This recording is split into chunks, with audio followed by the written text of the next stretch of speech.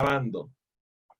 Bueno, muy feliz día. Qué gusto estar con esta audiencia tan hermosa. Tengo unas sorpresas así extraordinarias. Ya se me conectó el hombre de las cocinas allá en Guadalajara, Mauricio, y José Pérez Gil conectado tomando agua como debe ser. Gracias. Hay que imitar ahí a ver, todo el mundo con su agua. El que no tiene agua tiene que tener agua al lado, porque cuando se está trabajando con computadoras hay que tener agua, ¿verdad, Mauricio? Y sí, ya ahorita voy por el agua. Así es. Bueno, yo le doy la bienvenida a esta conversación con mi querido amigo, más que amigo. Oye, tendría que tener una palabra para declarar la fraternidad que me une a Fausto Icaray, a quien conozco desde hace ya varias décadas. Tuve el honor de que me avergonzara asistiendo como participante en un programa de formación de facilitadores que yo más bien decía que él tenía que darlo y no yo. A veces hay esa sensación. ¿Cómo es posible que yo esté aquí parado dando capacitación cuando está este hombre gigante enfrente de mí? Yo decía, Dios mío, qué pena que me pongan a mí a estar dando formación de facilitadores con Fausto enfrente. Ustedes conocen esa sensación de incompetencia consciente, esa incompetencia consciente que tú sientes cuando conoces a alguien que tiene la estatura que tiene mi amigo Fausto.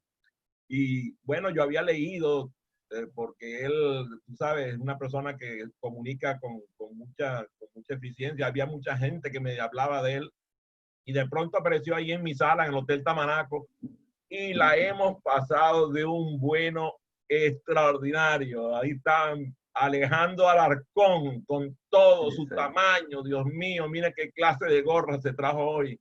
Y María Alejandra García allá en Italia, la bambina de oro. Ivonne en Edmonton, Canadá. Qué maravilla. Esta playa de gente, mira cómo eres para convocar, Fausto. Y el día de hoy vamos a hablar sobre algo que a mí me interesa mucho, que es la inspiración. Y les pido que por favor escriban, o algunos de ustedes se atrevan a abrir ese micrófono y me digan qué los inspira. ¿Qué los inspira? A ver, díganme qué los inspira a ustedes. A ver, ¿quién va a romper el celofán? Ya casi. Aquí viene, Alejandro lo va a romper. Dale con furia. Bueno, en el caso mío, algo que me inspira mucho, que no es fácil, pero lo asumimos todos los días, son los cambios que se van presentando en la vida personal y profesional. Ok, muchas gracias, Alejandro. A ver, estoy esperando una participación adicional. ¿Quién será? Ya casi llega. ¿Quién será? Ivonne allá en Edmonton, o será María Alejandra. José Pérez Gil. ¿Quién será el que romperá la próxima entrada? Bueno, yo voy a regalarle una. Está conectada mi amiga Daniela Yanuseli, y como se retiró brevemente de la sala, pues yo puedo decirle que ver la manera en cómo ella ama a su esposo y a sus hijos, a mí me inspira. El amor de Daniela por su familia, por su madre, por su esposo, por sus hijos, a mí me mueve. Y como nosotros estamos muy conectados, porque ella también me ha buscado en momentos para apoyarme, pues a mí me inspira. A mí me inspira la gente que es una buena persona. Yo puedo decir cualquier cosa. A mí, mira, ese doctorado de la Universidad de Wisconsin que ostenta con orgullo Fausto, a mí me enorgullece también, pero más me interesa el poder decir que Fausto es un hermoso ser humano, un gran ser humano, un buen hombre. Ese calificativo a mí me inspira. A ver, ¿qué te inspira a ti, Carlos Ruiz? Dime. A mí me inspira el ser mejor, el querer ser mejor todos los días, el tratar de desarrollar al máximo todo lo que puedas desarrollar en ti mismo y en los demás. Y eso me inspira mucho. Gracias. Además, yo he visto la inspiración que te produce una chica que vive contigo pero mejor dicho, tú estás rodeado de mujeres, así que Sí. tus mujeres te inspiran mucho. A ver, Ivonne, ¿qué te inspira a ti? A mí me inspira mi familia, mis hijos, mi esposo, mi madre, bueno, mis madres, mi madre y mi suegra, cada día. Y lo que dice Carlos, estoy muy de acuerdo con él. Te conocí o te busqué precisamente tratando de ser mejor.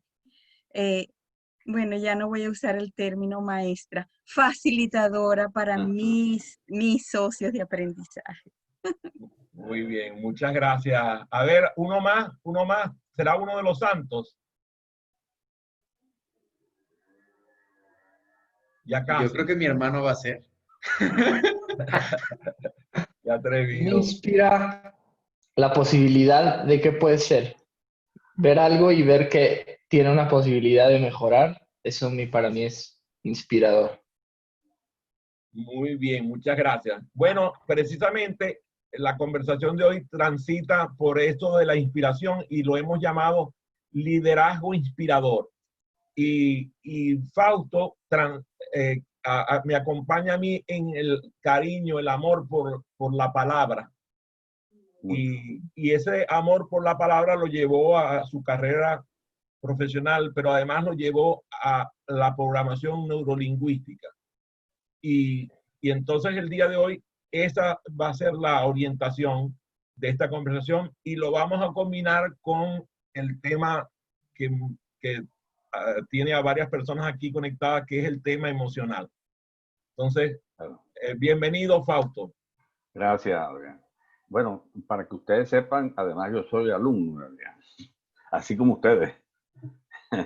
Yo me formé en aprendizaje acelerado y maravilloso, excelente, todo pues lo que he aprendido y lo trato de poner en práctica. Bueno, el liderazgo inspirador nace prácticamente de la inteligencia emocional. Es decir, un grupo de investigadores, de escritores del tema, encabezados por Daniel Goleman, pero también acompañados por muy buenos, excelentes investigadores como el doctor Richard Boyatzis, que prácticamente, vamos a decir, Daniel Goleman es el escritor y fue jefe de la página científica del New York Times. Pero Boyatzis es un investigador neto, pues. O sea, él escribe artículos científicos y, bueno, algunos libros sobre inteligencia emocional. La palabra viene de ellos y de la socia de ellos, Anne McKee. Empezaron a hablar de líder resonante. ¿Qué hacía un líder resonante? Que se comunicaba de tal forma que lograba entusiasmar a sus empleados a que le metieran con gusto a lograr los objetivos. Todo entonces tiene que ir alrededor de eso, porque en nuestra vida, en la actualidad, hay muchas organizaciones que no se ocupan de eso. De hecho, hay organizaciones que son, como dice la doctora Inma Cepala de la Universidad de California, ahora está en Harvard, perdón, empresas con cultura cortacuellos. Es decir, culturas donde lo que importa es el resultado financiero y el factor humano queda totalmente relegado. Entonces el liderazgo que se impone en esas empresas tan agresivas financieramente compiten, bueno, en la época moderna, como son las cosas, a veces hace desastres en la salud de las personas que allí trabajan. Yo voy a decir que, me voy a atrever a decir que en Estados Unidos es donde más investigación se ha hecho, porque las empresas son las que costean la salud de los empleados.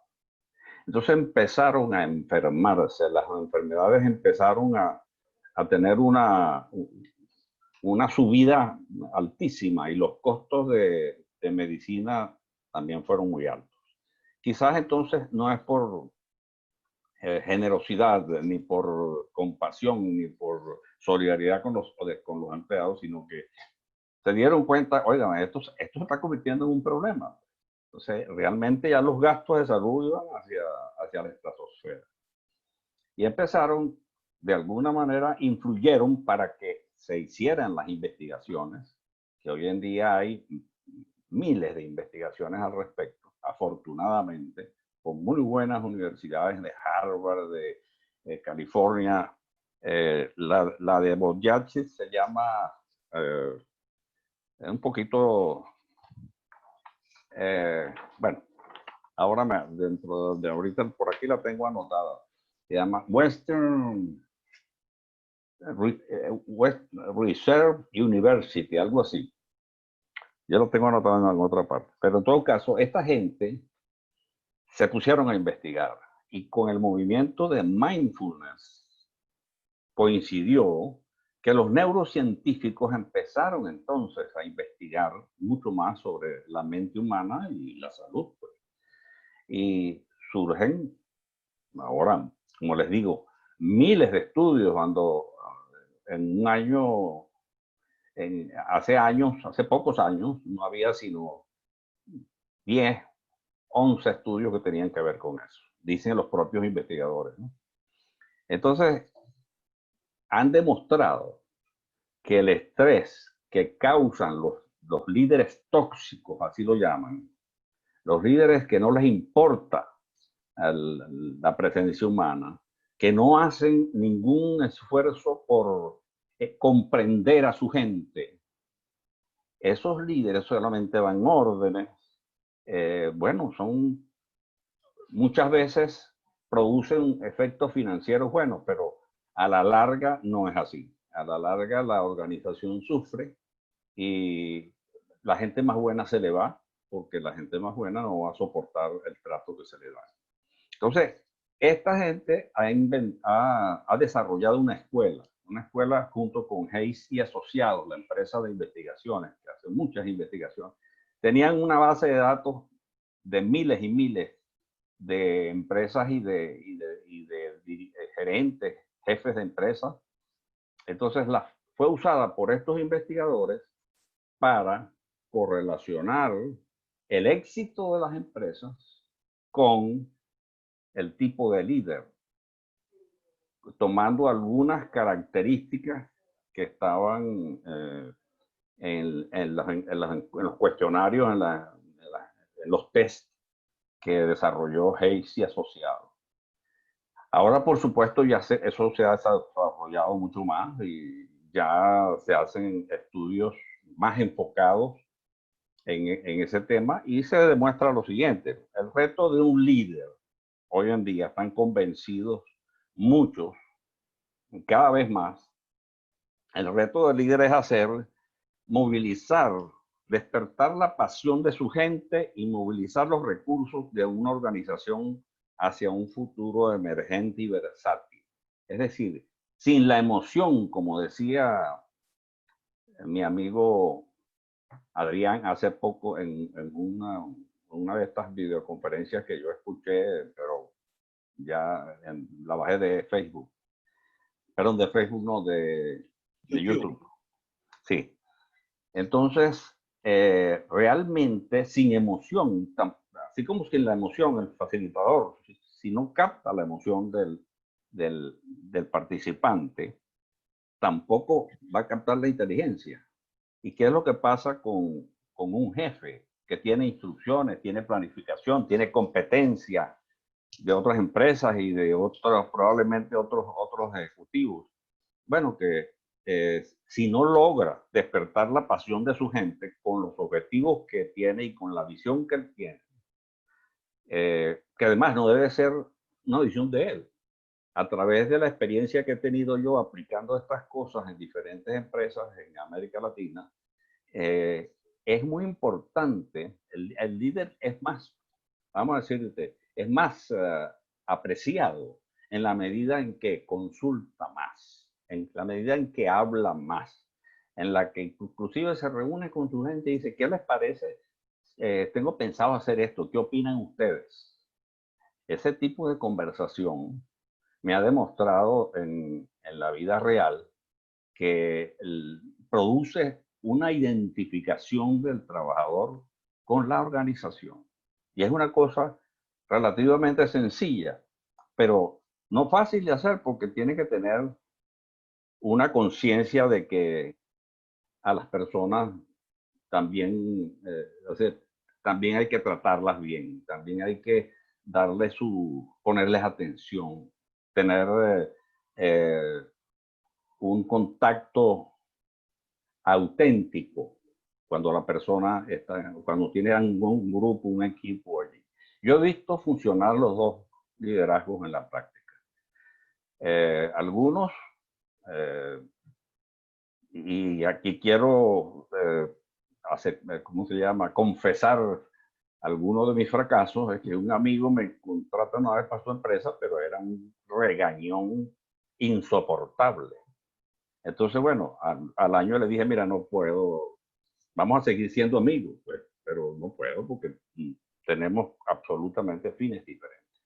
Pero así como hubo ese, por el contrario, me he conseguido organizaciones en donde el líder estuvo dispuesto a escuchar, a cambiar. Y por supuesto, como el gran liderazgo trabaja por medio de las emociones, aun si hace todo lo demás bien, no ha hecho lo suficiente. Porque la dirección es que la gente lo acompañe y lleve a la organización al puesto que se merece. Fíjate, Fausto, fíjate que me disparas aquí un par de varias vías de comunicación respecto a lo que nos estás planteando. Ayer le decía yo a un empresario muy exitoso, joven, le decía, oye,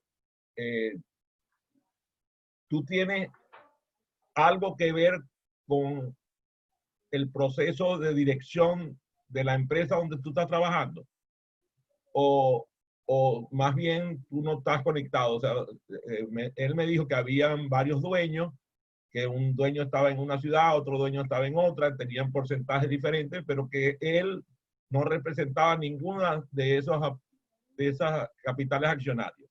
Entonces yo le dije, ¿y tú crees que tú puedes ahí hacer algo? Yo creo que mejor te vas de ahí, porque ahí no va a tener demasiado que hacer. Entonces, el éxito profesional no es azaroso. No. El éxito profesional es la búsqueda de completar los pasos que vamos siguiendo. Fíjate, tú nombraste ahorita a Hay Group. Hay Group ha sido absorbida, como tú seguramente sabes mejor que yo, por Korn Ferry. Y esas empresas se han ocupado mucho de medir. Miden, por ejemplo, hicieron el trabajo con Hay y Daniel Goleman para medir los temas de inteligencia emocional. Y también se tragaron a David Kolb y hicieron la medición de estilos de aprendizaje. Daniela, por ejemplo, hizo conmigo un ejercicio de medición de estilos de aprendizaje con ellos. Y fue un resultado que a ella le mostró mucho de lo que era el por qué ella aprendía de la forma que aprendía y cómo podía mejorarlo. Lo que no se mide no se mejora. Entonces yo te pregunto, por cierto, que Boyatzis estudió en Harvard y en el MIT. Son las dos instituciones principales donde estudió.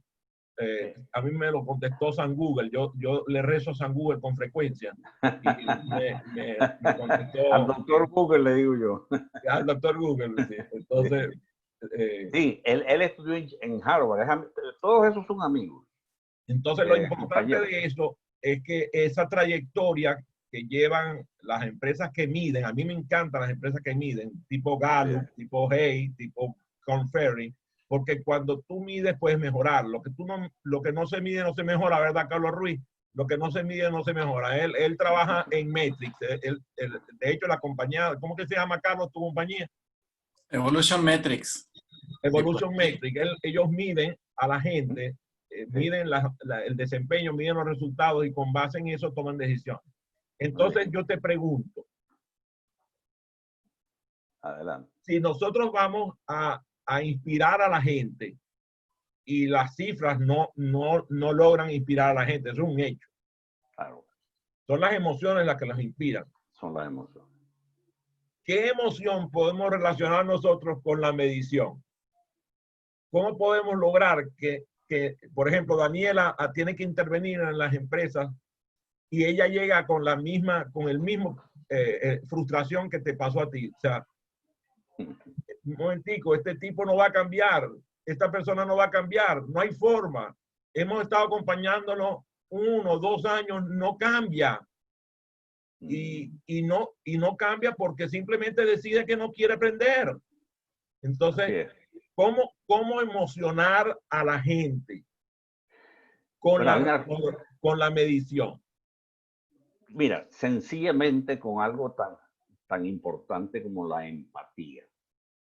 Si tú eres empático con tu gente, si tú tienes acercamiento, les das confianza, le preguntas a veces cosas que te corresponden a ti como jefe, pero simplemente si tú los acostumbras a que hablen y no te los tragas, sino que los escuchas, la gente te va a decir cómo van las cosas. Mira, yo tengo la experiencia de una empresa que comenzó en Valencia y se dedicaba a la fabricación, la más grande fabricante de cartones de huevos, donde venden los huevos, los avícolas. ¿Okay? Aclaramos que es Valencia, Venezuela.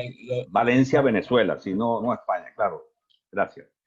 Y en una oportunidad me entrevistaron porque había varios que ellos estaban pensando entre este o este otro para contratarlo, para que los ayudara a cambiar la cultura de la empresa porque necesitaban exportar y la calidad que tenían no era para exportar.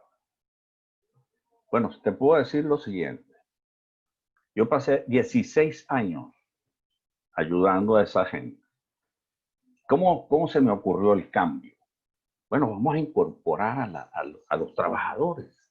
¿Cómo lo hicimos? Bueno, vamos a darles una formación de 2 cosas, de PNL o de comunicación de psicología, y vamos a darle una formación sobre las mediciones de los procesos. En aquella época estaba muy de moda Deming. Entonces se aplicó la calidad total. ¿Qué hice? ¿Qué se me ocurrió a mí? Vamos a formar tutores.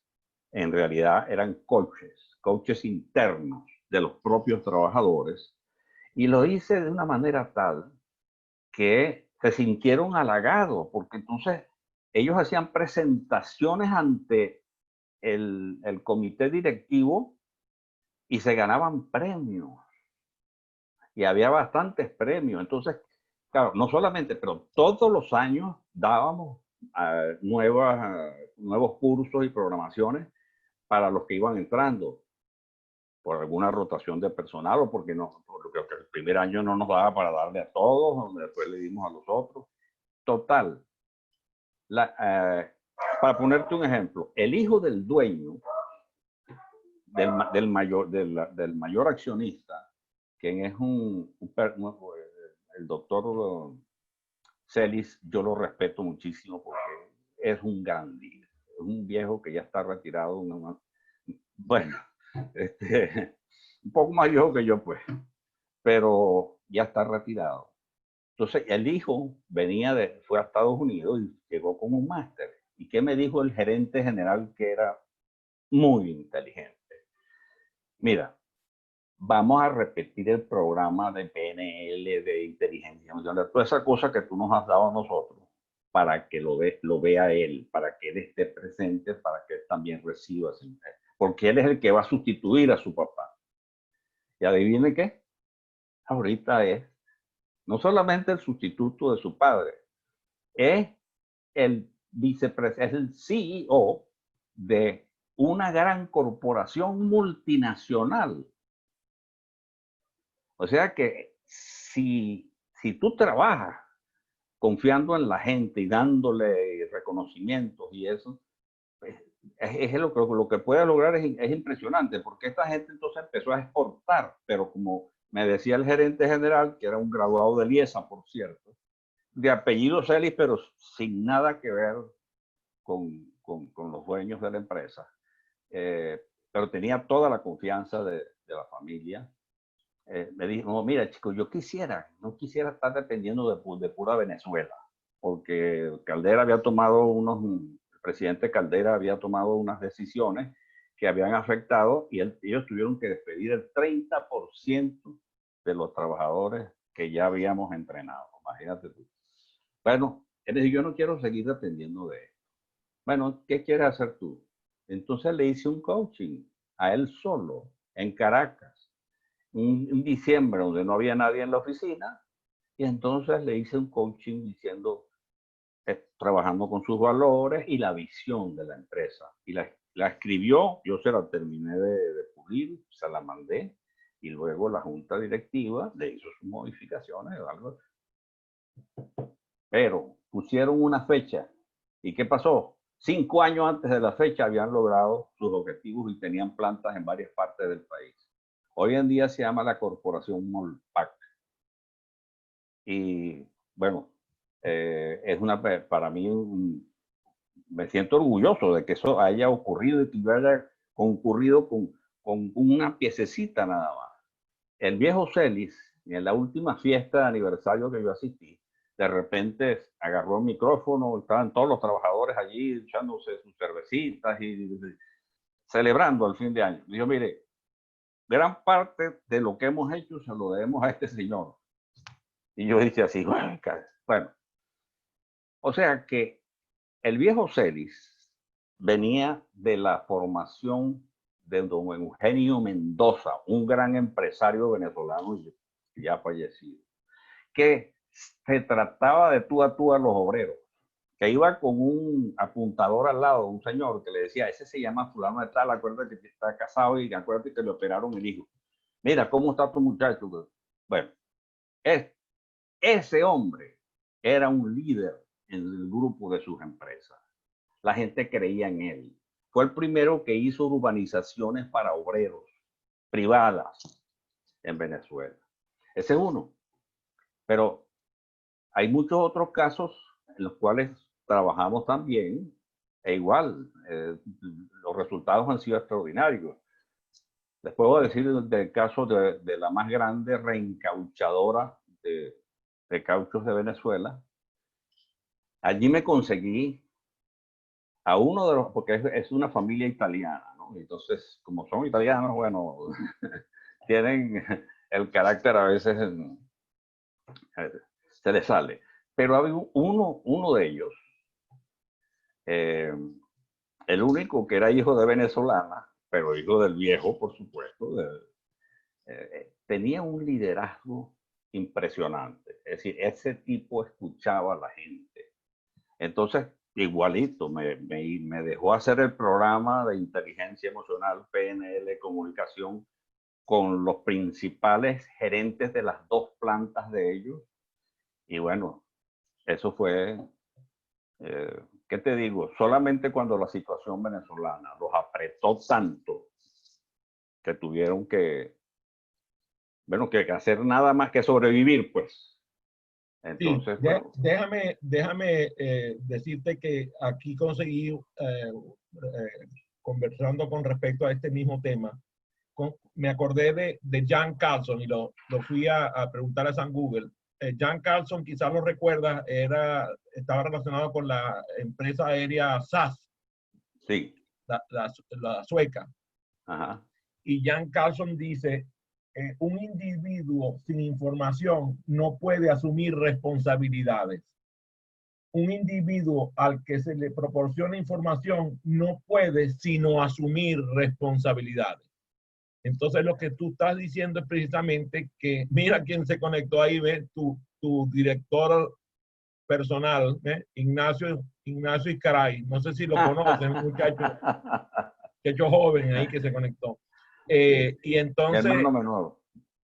fíjate, lo que estás diciendo es precisamente, yo tengo aquí conectado a Luis Paul Rojas allá en Guayaquil, Ecuador, y él está en un negocio relacionado con el agro allá en Ecuador. Y fíjate que él me impresiona mucho porque él prácticamente no hay día que no me diga, fui a la finca, caminé por el campo, hablé con los trabajadores. O sea, Exacto. el trabajo de él parece que no le da chance de trabajar en oficina.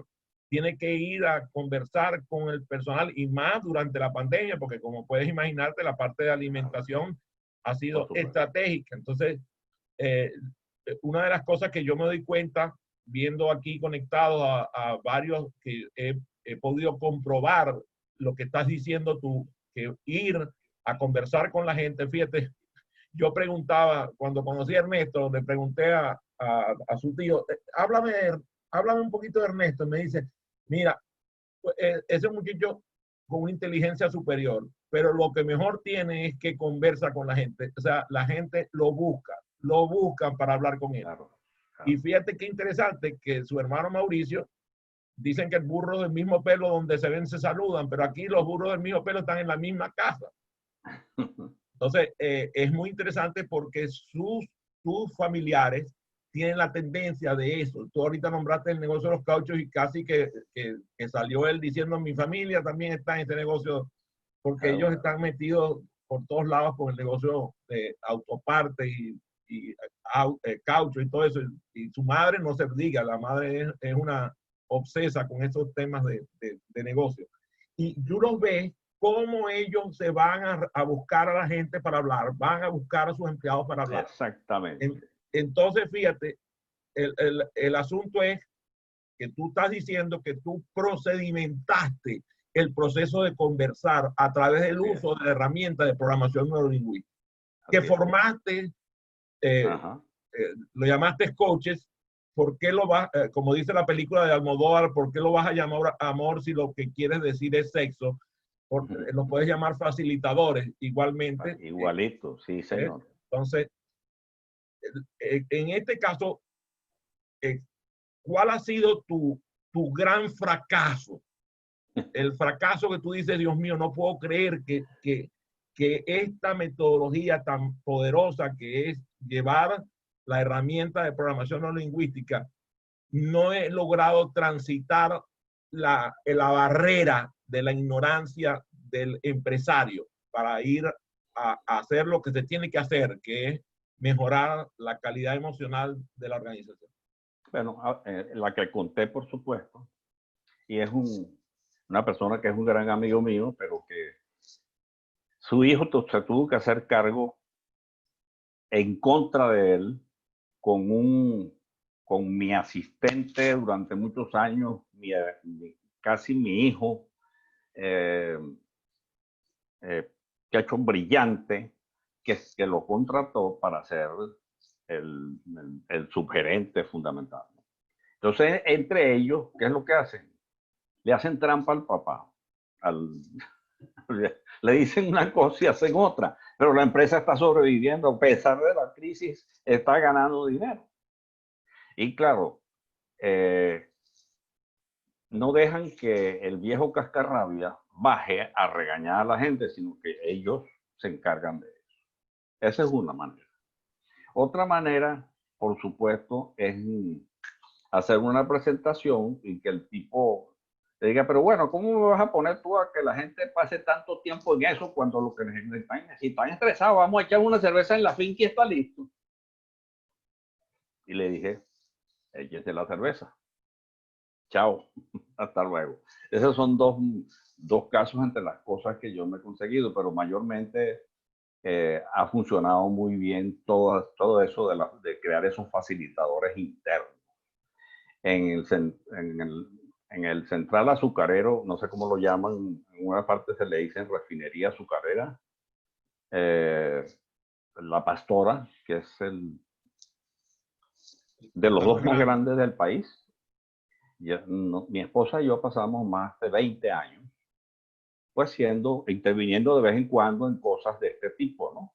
Y sobre todo yo creé un programa que llamé Formación de Liderazgo Supervisorio. ¿Y adivina qué?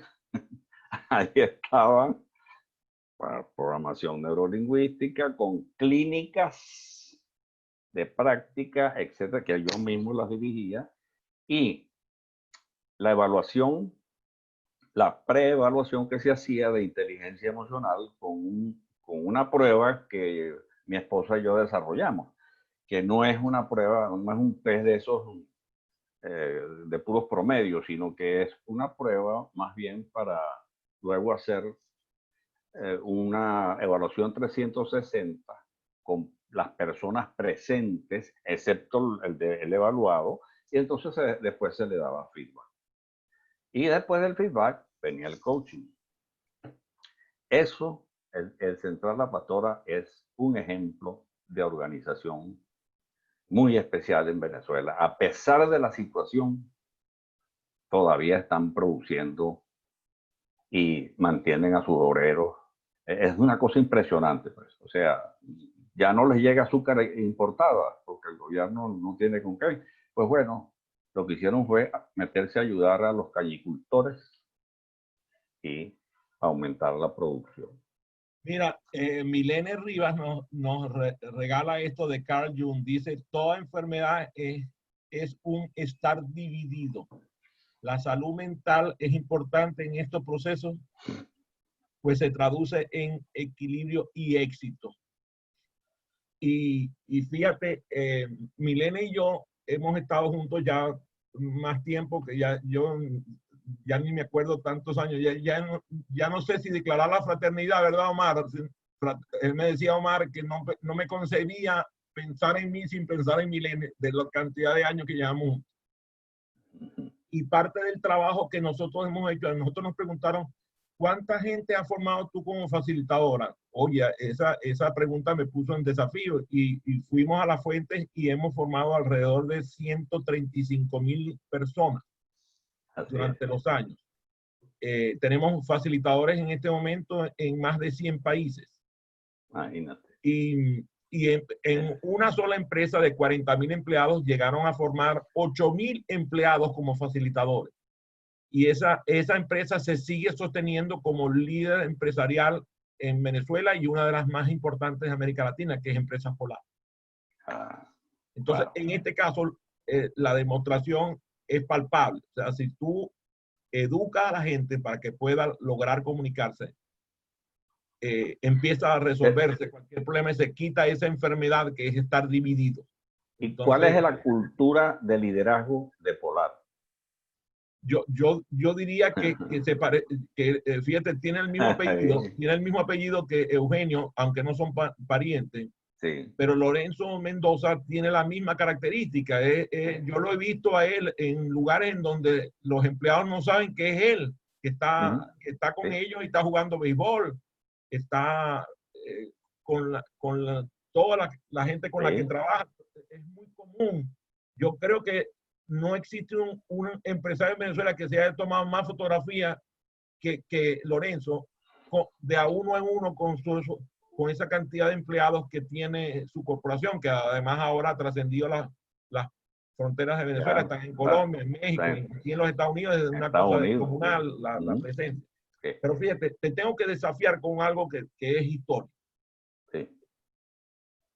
Para nadie es ajeno decir que Richard Bandler y John Grinder son los creadores de la programación neurolingüística, ¿verdad? De hecho, algunos han recibido hasta demandas de Richard Bandler por estar usando el término de programación neurolingüística. Y todas las demandas las ha perdido.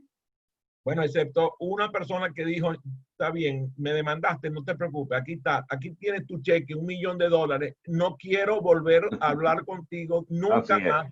Y además nunca voy a hablar de programación neurolingüística públicamente en mi vida, no me interesa. Se llama Tony Robbins.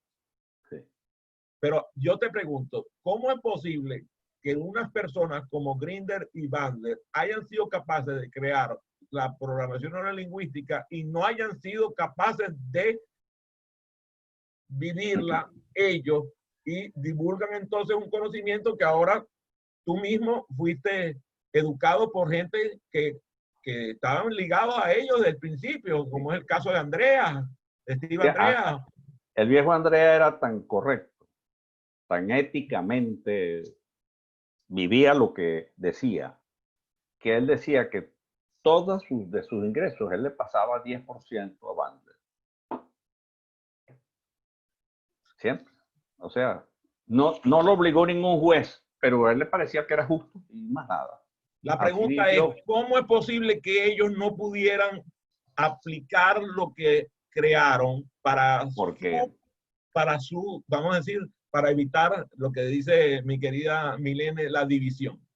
Bueno, lo que pasa es que con Bandler mira, te voy a decir lo que lo que dijo un investigador español, pero que trabaja en la Universidad de Oxford. Decía, nosotros hemos descubierto cosas para paliar las enfermedades mentales, pero no las estamos curando. No sabemos cómo todavía. Hay que investigar a ver cómo le llegamos a curar, a sanar. O sea, al que tiene una esquizofrenia, que ya no la tenga, no lo sabe.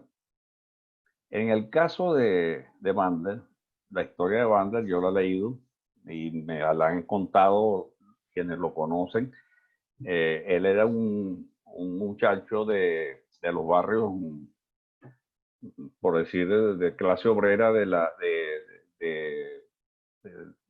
¿cómo se llama? De Los Ángeles. En fin, estuvo inclusive acusado de un asesinato. Y todos los trabajadores, los maestros de PNL se unieron y le ayudaron a pagar el juicio que lo ganó. Pero es una persona con una tipología, con una personalidad, un trastorno de personalidad en el fondo para mí. Y puedo estar equivocado. Pero yo creo que él es un narcisista, como ciertos presidentes. Y los narcisistas, bueno, eso es un tema que trates de corregirlo. No se sabe cómo.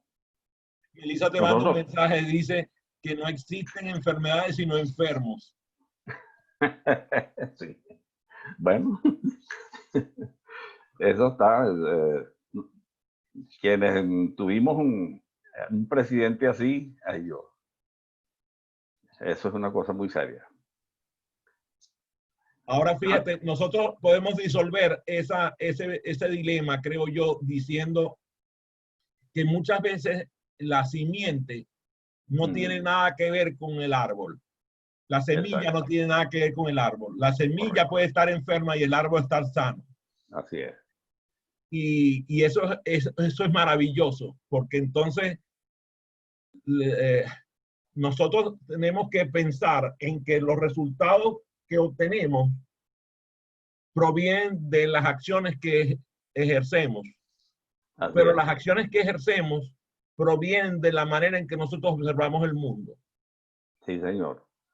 Tú has observado el mundo y se nota por tus resultados que tu observador logró conectarte con unas acciones que te llevaron a un resultado poderoso.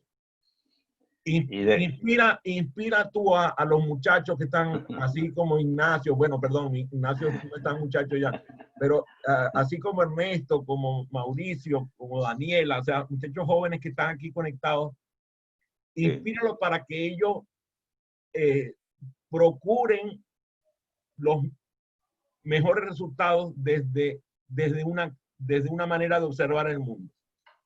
Por supuesto. Yo creo que hay que aclarar los valores. Eso pasa primero por allí. Aclarar los valores, tus verdaderos y más profundos valores. Y luego, lo que nos enseñó el famoso viejo Andreas. Tu autoconcepto. Tu autoconcepto y tus valores están muy ligados a las emociones. si tú logras cambiar, si tienes un autoconcepto que te minimiza o que te cree más grande que los demás y te das cuenta, la cosa es que te des cuenta, que aceptes. Entonces puedes usar a la PNL, que tiene unas técnicas muy poderosas y muy eficientes para que entonces tu self-concept, tu autoconcepto, sea diferente, más acorde con lo que tú dices que son tus valores. Y también aclaras tus valores. Entonces nosotros tenemos una serie de técnicas para hacer eso. Yo hice eso desde hace mucho tiempo y escribí mi misión en la vida. Yo creo que tú, Adrián, también la tienes, por supuesto. Tu misión ha sido exitosísima, de paso. Y te ha dado muchas satisfacciones, gracias a Dios. Realmente, eso es lo que nos aclara. ¿Para qué estamos nosotros aquí? ¿Qué hago yo aquí? Yo lo que sí estoy claro es que me hago la misma conseja de respuesta que le dio Clint Eastwood a su amigo Toby Keith, que es un cantautor, y le dijo, mira, ¿cómo haces tú que tienes 90 años, estás produciendo y dirigiendo películas y actuando? Y ¿cómo haces para eso? Dice, don't let the old man in. No dejes entrar al viejo, al anciano, tráncale la puerta. No existe. Así que eso es, hay que seguir. Yo sigo en mi misión. Está muy clara, estoy haciendo lo mismo y quiero seguirlo haciendo. Y mientras lo esté haciendo, me siento bien. Si yo estuviera en otras cosas, no me sentiría bien. Dice el autor que determinar cómo somos determinará lo que haremos. O sea, dime cómo tú te declaras que tú eres y así harás. La visión es el lente por el cual observamos al mundo. Sí. Como bien tú dijiste, yo declaré mi misión en la vida desde hace muchos años. Estamos hablando de muchas décadas. Gracias, Melissa. Muy joven cuando lo hice. Sí. Dije que mi misión tenía que ver con contribuir a la felicidad de las personas a través del aprendizaje. Y tú eres una figura a seguir. Tú eres una persona muy importante. ¿Por qué? Por eso. Porque has seguido tus principios. Pero fíjate que lo importante no es que me sigan, al contrario, es que logren aprender. Así es. Que contribuir a la felicidad tiene que ver con el aprendizaje. O sea, si yo, por ejemplo, cometo los más grandes errores y los he cometido, y la persona me dice, oye, ¿cómo es posible que tú estés declarando eso si tú miras la cantidad de errores que has cometido? Yo le digo, mira, en este caso, yo tengo que declararte que esa es la misión de vida. No quiere decir que yo declaré que yo era impoluto, que no era capaz de cometer los más graves errores.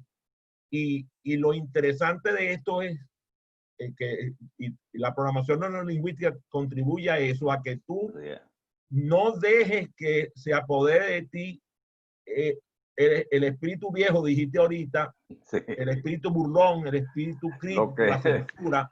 Que me saque de mi camino. Que te lleve a perder el lugar donde quieres ir. Así es. No el camino por el que estás yendo, sino el lugar por donde quieres ir.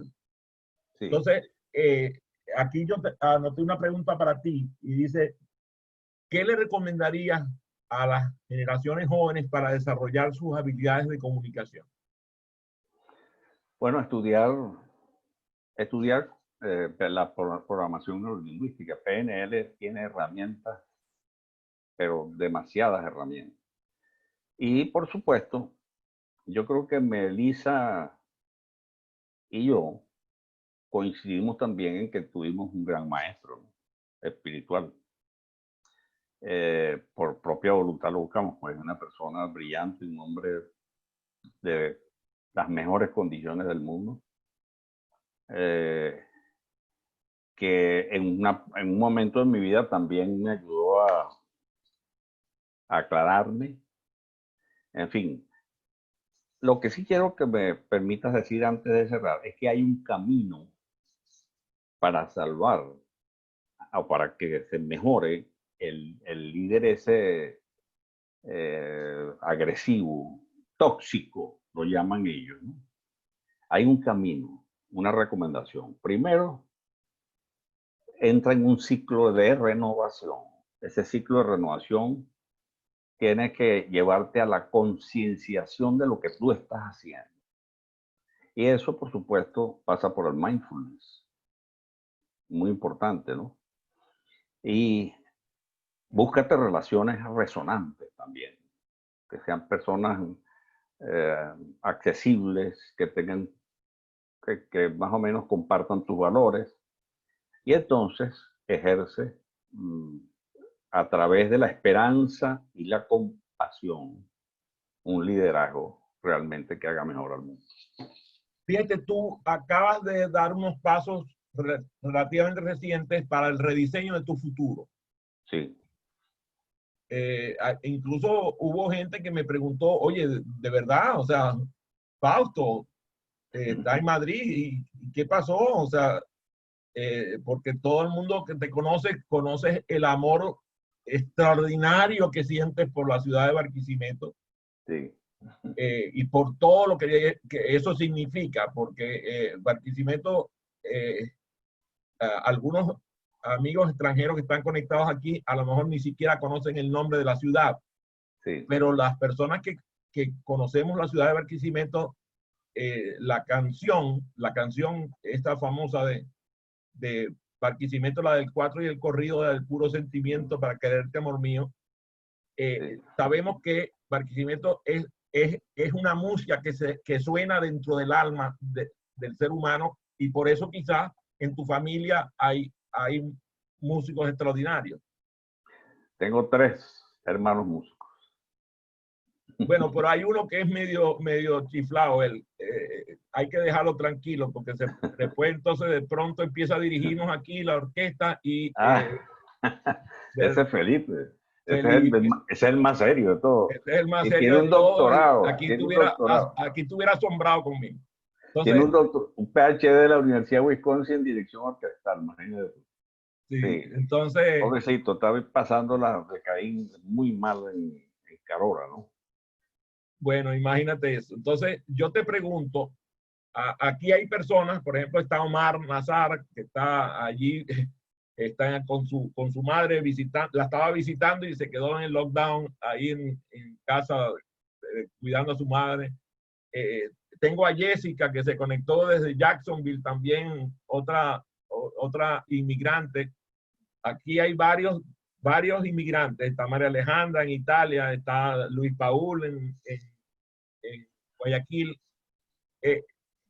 y algunos que están en su casa tan querida, como es el caso de Carlos Ruiz, que está en Querétaro, que es una ciudad hermosísima, como sabes, es como el equivalente a Carora de México. Sí, sí, sí, sí.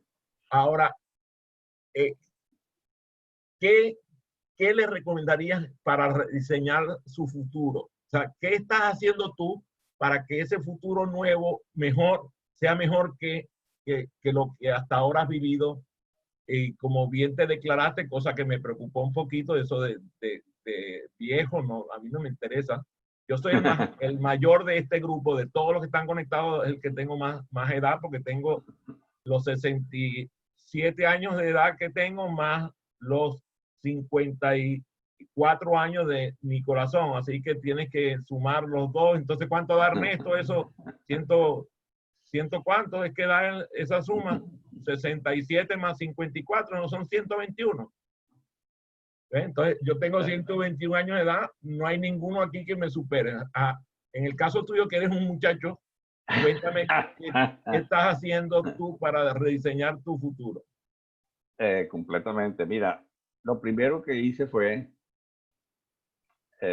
despedirme de todo lo que tenía. Una casa extraordinaria, mi mujer y yo la hicimos, o sea, la fuimos haciendo a nuestra manera. Una biblioteca de miles de libros que tuve que llamar al rector de la Universidad Santa Rosa, que es seminario de los sacerdotes de Barquisimeto, porque mi universidad, de la que soy jubilado, no tenían ni obreros, ni tenían camionetas, no tenían cómo. Y yo no podía ponerme a llevar tantos libros, cajas de libros. Entonces el señor dijo, no, yo me traigo a los seminaristas, y esos cargaron sus camionetas y se llevaron los miles de libros que tenía nuestra biblioteca. Yo lo único que pensé fue en las palabras de mi padre en su lecho ya de enfermo al final, que decía, desnudo vine al mundo y desnudo me voy. Y cada vez que había un libro, desnudo vine al mundo, desnudo me voy. Y bueno, pero también hay la cuestión de rediseñarse, reinventarse. Y aquí estoy, reinventándome. ¿Qué voy a hacer? Bueno, ahora me voy a dedicar fundamentalmente a hacer todo lo que yo podía hacer por las redes. Inclusive en un curso que acabo de tomar para tener otro diploma más sobre coaching, los líderes, coaching de líderes. Le hice el coaching fue al equipo de 3 damas de la gerencia de gestión humana del Central La Pastora. Lo hice por internet. Mira, O sea, pero aquí te está diciendo una recomendación, Jessica, quizás está descontextualizada, pero voy a aprovechar que yo puedo hacer lo que quiera, porque ella dice que podemos hacer, rodearnos de personas que nos sumen. Y estoy seguro que este tipo de sesión es precisamente eso. Ivonne te dice que ella adora Barquisimeto, que era mi lugar ideal para retirarse. Bueno, ahora es muy cómico porque está allá en Edmonton, Canadá. Dice Milene, dice, trabajar el complejo del poder jerárquico. Esa experiencia es inspiradora. Fíjate, la palabra jerarquía a mí me interesa muchísimo, porque tiene que ver con la raíz arc, que significa poder, y jerarquía tiene que ver con hierarcos, o sea, poder divino. O sea, cuando tú estableces una jerarquía y en una empresa tienes una jerarquía, lo que estás haciendo es sacralizando los poderes de la gente que está en la organización. Por eso es muy común que aunque la oficina quede en la planta baja, dicen, baja la información, ¿baja para dónde? Si estamos en la planta baja, ¿qué estupidez estás diciendo? Y es por eso, porque en la mente de ellos están arriba y los demás están abajo. Sí. En este caso, la destrucción de la jerarquía, llegó la era de la destrucción de la jerarquía. Por supuesto. Ojalá este y caso, se quede. ¿Así? Dime. Que ojalá y se quede esa destrucción de esas jerarquías. Yo tengo la esperanza de que el mundo va a ser cada vez más en línea, pues. Las redes van a sustituir muchas cosas, lo cual va a hacer que también el contacto con ciertos personajes que se creen jerarcas, pues también va a ser quizás más fácil. No sé. Fíjate qué interesante que cuando tú ves el Zoom, no sabes quién es el que está, si nos quedamos todos callados, no sabes quién es el que está dirigiendo la sesión. Y eso es una cosa que a mí me parece maravillosa. Déjame decirte que el mundo siempre será mejor mientras existan personas como tú. A mí me enorgullece haber tenido esta conversación con ustedes, y ahora voy a parar la grabación para ponernos en privado aquí, empezar con nuestra conversación con nuestro querido Fausto. Que tengan un feliz día quienes se conectaron. Gracias por haberse conectado. Voy a detener la transmisión en vivo y ya está detenida. Ahora estamos nosotros aquí. Preguntas para Fausto.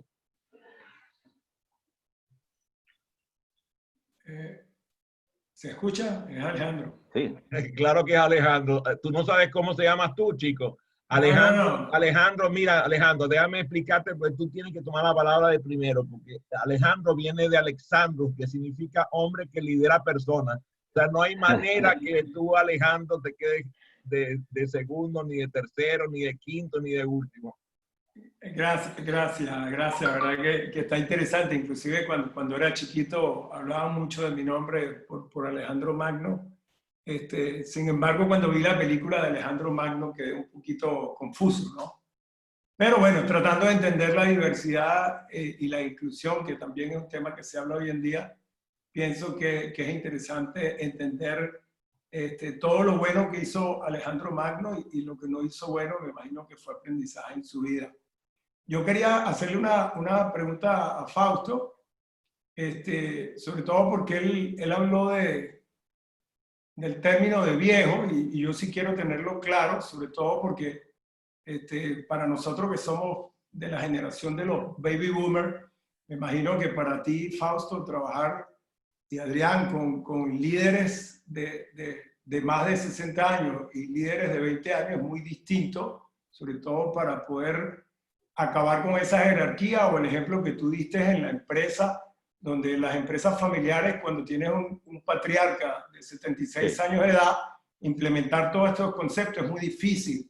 Entonces yo quería abordarte con un tema que no lo has mencionado, pero que me puedes decir un poco, que tiene que ver con el ser y el ego, porque cuando hablaste del viejo, quería saber si ese viejo te referías al ego, o ese viejo se refiere a buscar y entender a nuestro ser y esa transformación que necesitamos, sobre todo los baby boomers, que tenemos que conocernos muy bien para poder hacer esa resonancia que tú mencionaste durante la charla. Más que todo, yo creo que el actor y director, a lo que se refería Clint Eastwood, es a que él no va a aceptar vamos a decirte, el común, la creencia común de que porque estoy viejo no puedo hacer nada, no puedo hacer más cosas nuevas, ni nada. Y se trata de eso, ¿no? Okay. Claro, yo no sé si allí cabría el ego, propiamente dicho, o de repente hay el sentido de la misión que decíamos nosotros. En mi caso, por supuesto, yo le he dado muchos golpes a mi ego durante mucho tiempo, con terapias y con todas las cosas que me encontré por el camino. Pero pues, puede que lo siga teniendo, pero lo que sí tengo claro es la misión. Y yo disfruto haciendo lo que estoy haciendo. Esto es lo que yo quiero hacer. Yo no quiero hacer otra cosa, igual que Adrián. Claro. Bueno, yo tengo 76 años y voy a cumplir 77 ahora en julio. Y bueno, aquí estoy, reinventándome. ¿Por qué no? No, ¿qué tal? ¿Por qué no? Claro que sí. Ok, no, chévere. Mira, oye, mira, Alejandro. Y qué bueno tener personas con esa mentalidad, porque hay otras personas de tu edad que dirigen empresas, pero entonces no dan cabida a este tipo de cambio que, bueno, yo he tenido que entrar en ese proceso de transformación porque, bueno, el modelo que yo tuve de jefe no es el modelo que hay hoy en día. Fíjate, Alejandro, que a mí me ha pasado interesantemente que he conocido personas de 18 años que están absolutamente ancianas. Cabal, de esos también hay. Personas de más de 90 años que son de una jovialidad. Mira, Ivonne vive con su madre y su suegra, que superan los 90 años de edad. Y las lecciones que le dan día a día son enormes, gigantescas. Porque claro, tú tienes que entender que a veces la vida te pone en momentos en los cuales tú renaces y renaces y renaces. A mí el 1 de enero del año 2016 me hicieron un trasplante de corazón. Y por lo tanto, si lo piensas, vas a pensar que en un momento determinado yo estuve muerto y que renací con el nuevo corazón. Desde el punto de vista técnico, eso fue así. Y a mí me interesa mucho pensar que yo he renacido muchas veces en mi vida. Cada vez que me enamoré, cada vez que tuve un hijo, cada vez que conocí a una persona maravillosa como las que están conectadas en esta sala, yo renací. Renací con su compañía, renací con su vivencia. Cada vez que leí un libro, cada vez que oí una canción, cada vez que vi un atardecer, un anochecer, cada vez que tuve un sufrimiento, un dolor, una pérdida, tuve que renacer. Entonces, renacer es un acto que ocurre varias veces al día. Y lo hermoso de eso es que nosotros podemos provocar el renacimiento a voluntad. O sea, no solamente tienen que esperar que pasa algo, sino que tienen que provocarlo en voluntad. Fíjate, te voy a hacer un ejercicio muy sencillo. Piensen en este momento en el ser humano vivo que ustedes aman más. Piensen en este momento en el ser humano vivo que ustedes aman más. Y que díganme si ese pensamiento no los hace renacer. Por supuesto. Cierto. Cierto. Muy bien. A ver. Gracias. Gracias a ti, Alejandro. Milene, ¿ya tienes conexión? Todavía anda, pobrecita Milene, es increíble la mala conexión que tiene. A ver, me gustaría escuchar a uno de los santos que me haga, a ver, Mauricio, que mandaste a cantar a tu hermano, ahora canta tú, pues. Claro. La verdad es que me parece muy interesante cómo definitivamente el cambio de época, pues la evolución del ser humano va generando un cambio en la forma de liderar a la gente. Y digo, yo lo vi muy claro en un ejemplo que cuando yo estaba trabajando con mi papá, llegué a la refaccionaria y entonces cuando estuve trabajando ahí, yo me preocupaba mucho por los empleados, mucho. Llegaba y lo primero que hacía es ¿cómo estás?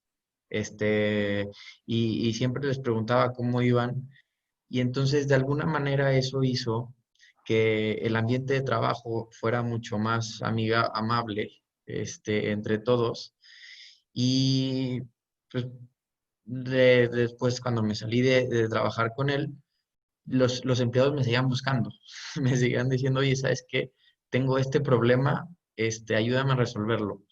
Y entonces, digo, de alguna u otra manera encontraba la forma de ayudarlos y siento que es parte de la nueva forma de liderar, que ya no es un autoritarismo de las cosas se tienen que hacer así porque lo digo yo, sino somos un grupo y como dices, tienes que tener una misión.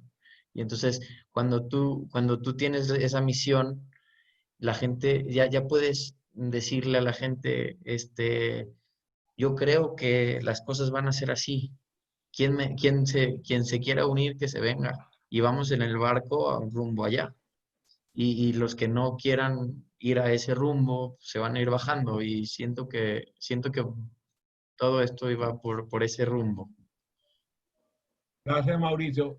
Bien, Ana Cecilia González te pregunta, ¿qué hacer con el dueño de una empresa que quiere que su hijo sea el director, pero este no tiene las habilidades, pero el papá no quiere verlo? Bueno, mira.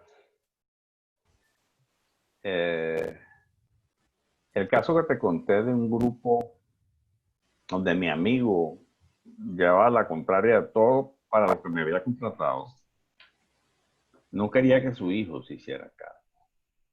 Y sin embargo, su hijo, porque el hijo había tenido un problema disfuncional de aprendizaje.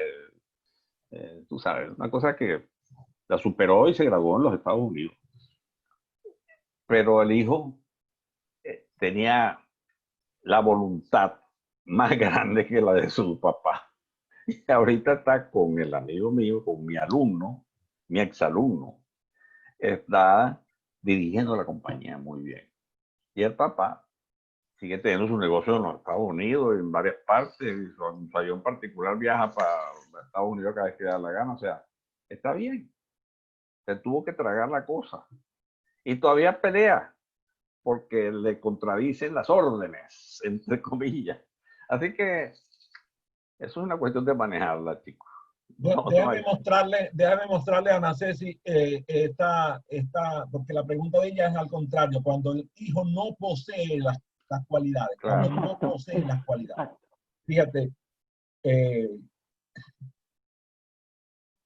nosotros estamos muchas veces enamorados de nuestros hijos y queremos que ellos tengan una vida distinta a la que ellos desean. Lo peor que un padre puede hacer es querer que su hijo haga algo que no desea hacer. Normalmente no es que no tenga las competencias, es que no desea, no está en el lugar correcto. Entonces, una de las cosas que yo haría es medir las competencias de ese hijo y mostrarle el resultado de la medición al papá, porque la información lo va a conmover. O sea, si la medición es contraria a la percepción del papá, probablemente eso influya en su toma de decisión. Otra cosa que yo haría es conversar con este hijo para que él me diga cuál es su pasión, qué es lo que desea, a dónde quiere ir. Y si es posible, con permiso del hijo, grabar la conversación. Al principio va a ser un poco natural, pero cuando ya se transcurra, sobre todo si la conversación la hace Ana Cecilia, porque ella es una encantadora de serpientes, con esa vocecita hermosa que tiene, entonces al ratico ya él se va a olvidar que lo están grabando y va a decir lo que siente. Entonces, mostrar esa conversación al papá, mira lo que estás haciendo, o sea, las consecuencias de lo que estás haciendo va a traerte gravedad.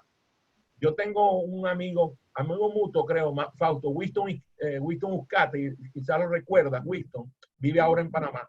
Él es experto en el tema de empresas familiares y maneja empresas familiares descomunales aquí en el área de América, sobre todo de Estados Unidos hacia Colombia, hasta ahí más o menos. Con gusto le voy a pasar esta consulta que me está haciendo Ana Cecilia a Winston para que él me dé una opinión adicional a la que Gracias. Ya, a mí me ha tocado varias veces conversaciones como esta que estás mencionando, pero se necesitan competencias de coaching muy agudas para manejar esta conversación, porque normalmente la ceguera paterna es una cosa bastante difícil de superar. Ahí está Ernesto Santos y Mauricio, que no me dejen mentir con eso de la ceguera paterna o materna en cuanto a lo que tienen que ver con los negocios familiares. Ellos provienen de una familia que ya hay varias generaciones en los negocios de ellos y a veces es complejo porque hay unas relaciones ahí que pueden hasta hacer que uno de ellos sienta que tiene que sacrificarse cuando no tendría que estar, a lo mejor tendría que estar sublevado. Dime, Milene. Milene entendió. Sí, ya. ¿Se escuchan? Sí, perfectamente, Mira, por primera vez. ¿Ya me escuchan? Sí, mi amor. Sí, se escucha. Mira, Fausto, tu experiencia es realmente inspiradora. A mí me ha costado mucho salir de... Y entonces a mis seres queridos son mis libros, que son muchos. Y lo que tú me has dicho, ese desprendimiento del pasado, es inspirador realmente. Bueno. Y yo sobrevivimos a un incendio.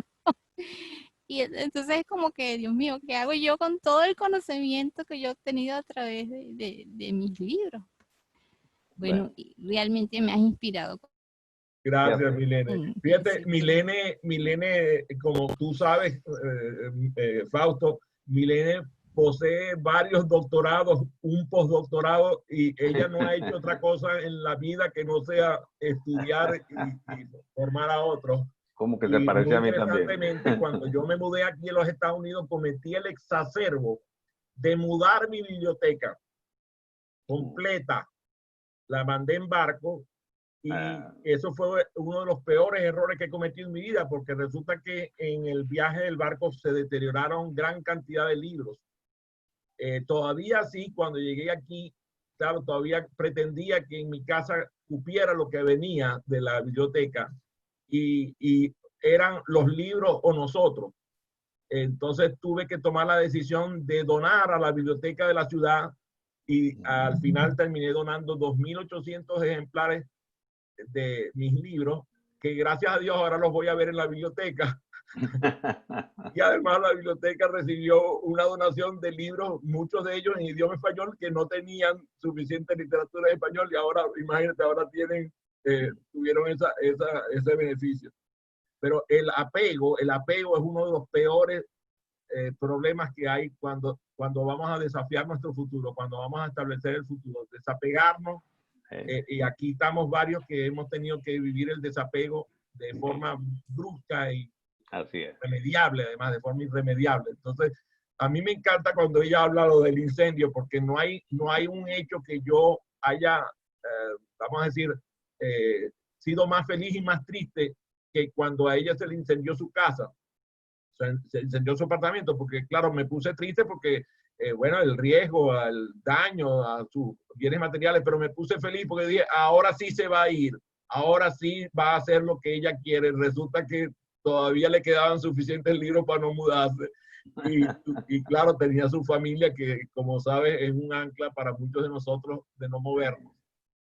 Yo lo que espero es que Milene siga brillando para el beneficio del mundo. Bueno, voy a permitir una última pregunta, pero quiero que sea alguien que tiene la cámara apagada, porque he visto los rostros hermosos de mi gente que sonríe, pero no he visto a quienes tienen la cámara apagada. Me gustaría darle chance a José Perejil, a Enida, a Miguel, a Marihuanique, imagínate, allá en Caracas, a Jessica, en Jacksonville. A ver, aprovechen ya que Milene rompió el celofán y logró conectarse con voz y sonido. A ver, ¿alguno de ustedes va a intervenir? Si no, declaro cerrada la rueda de preguntas. No escucho. Bueno, gracias mi querido Fausto. De verdad estoy feliz de haber estado contigo. igualmente. Para mí es